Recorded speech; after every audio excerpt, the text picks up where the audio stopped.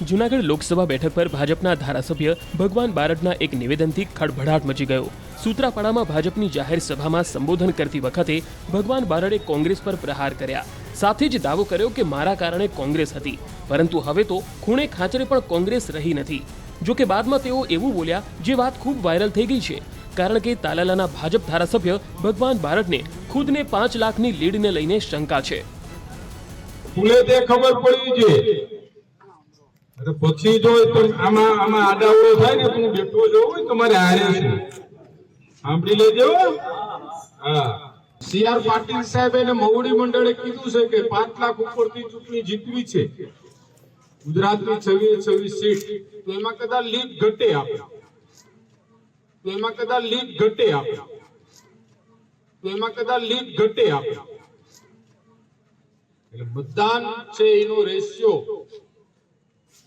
All over જે મતદાન કરતા હોય એના કરતા પણ 5% મતદાન આપણે ઊંચું લઈ જવાનું છે આ વખતે। બીજી તરફ ગીર સોમનાથ જિલ્લા ભાજપના પૂર્વ પ્રમુખ અને 2022માં સોમનાથ બેઠક પરથી ભાજપના ઉમેદવાર રહેનાર માનસિંહ પરમારે પણ એવી વાત કરી જેણે પક્ષમાં આંતરિક જૂથવાદના સંકેત આપ્યા। પરમારે કહ્યું કે સત્તા સામે મારે અસંખ્ય ફરિયાદો છે જે તમને પણ હશે, પરંતુ વ્યક્તિગત ફરિયાદો આપણે ભૂલી જવી પડશે। મને પણ અસંખ્ય ફરિયાદો છે, સત્તાની સામે મારે પણ અસંખ્ય ફરિયાદો છે, તમને પણ કદાચ અસંખ્ય ફરિયાદો છે, પણ આપણી વ્યક્તિગત ફરિયાદ આજે આપણે ભૂલી જવી પડશે। આજ જ્યારે નરેન્દ્રભાઈ જેવું સબળ નેતૃત્વ આ દેશને મળ્યું છે, ત્યારે નેતૃત્વને આપણે સ્વીકારી અને ફરી વખત એને આપણે વડાપ્રધાન બનાવવાના છે। માનસિંહ પરમાર કારડીયા રાજપૂત સમાજમાંથી આવે છે।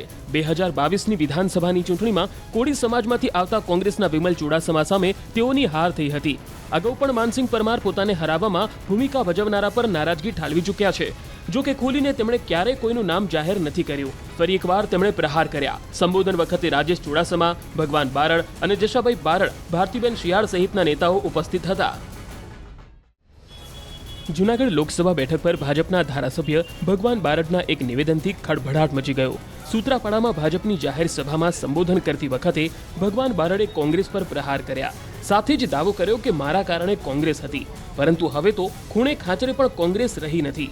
જો કે બાદમાં તેઓ એવું બોલ્યા જે વાત ખૂબ વાયરલ થઈ ગઈ છે, કારણ કે તાલાલાના ભાજપ ધારાસભ્ય ભગવાન બારડને ખુદને 5 લાખની લીડને લઈને શંકા છે। ખબર પડી છે अरे પછી જો આમાં આડાવડો થાય ને તું બેઠો જો તમારે હારે છે સાંભળી લેજો।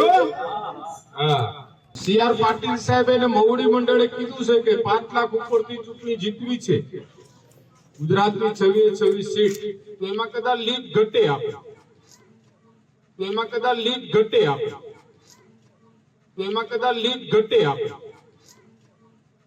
એટલે મતદાન છે એનો રેશિયો ઓલ ઓવર જે મતદાન કરતા હોય એના કરતા પણ 5% મતદાન આપણે ઊંચું લઈ જવાનું છે આ વખતે। બીજી તરફ ગીર સોમનાથ જિલ્લા ભાજપના પૂર્વ પ્રમુખ અને 2022માં સોમનાથ બેઠક પરથી ભાજપના ઉમેદવાર રહેનાર માનસિંહ પરમારે પણ એવી વાત કરી જેણે પક્ષમાં આંતરિક જૂથવાદના સંકેત આપ્યા।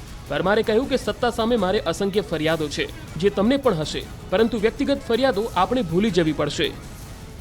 મને પણ અસંખ્ય ફરિયાદો છે, સત્તાની સામે મારે પણ અસંખ્ય ફરિયાદો છે, તમને પણ કદાચ અસંખ્ય ફરિયાદો છે, પણ આપણી વ્યક્તિગત ફરિયાદ આજે આપણે ભૂલી જવી પડશે। આજ જ્યારે નરેન્દ્રભાઈ જેવું સબળ નેતૃત્વ આ દેશને મળ્યું છે, ત્યારે નેતૃત્વને આપણે સ્વીકારી અને ફરી વખત એને આપણે વડાપ્રધાન બનાવવાના છે। માનસિંહ પરમાર કારડીયા રાજપૂત સમાજમાંથી આવે છે। 2022ની વિધાનસભાની ચૂંટણીમાં કોળી સમાજમાંથી આવતા કોંગ્રેસના વિમલ ચુડાસમા સામે તેઓની હાર થઈ હતી। અગાઉ પણ માનસિંહ પરમાર પોતાને હરાવવામાં ભૂમિકા ભજવનારા પર નારાજગી ઠાલવી ચૂક્યા છે। જો કે ખુલીને તેમણે ક્યારેય કોઈનું નામ જાહેર નથી કર્યું। ફરી એકવાર તેમણે પ્રહાર કર્યા। સંબોધન વખતે રાજેશ ચુડાસમા, ભગવાન બારડ અને જશાભાઈ બારડ, ભારતીબેન શિયાળ સહિતના નેતાઓ ઉપસ્થિત હતા।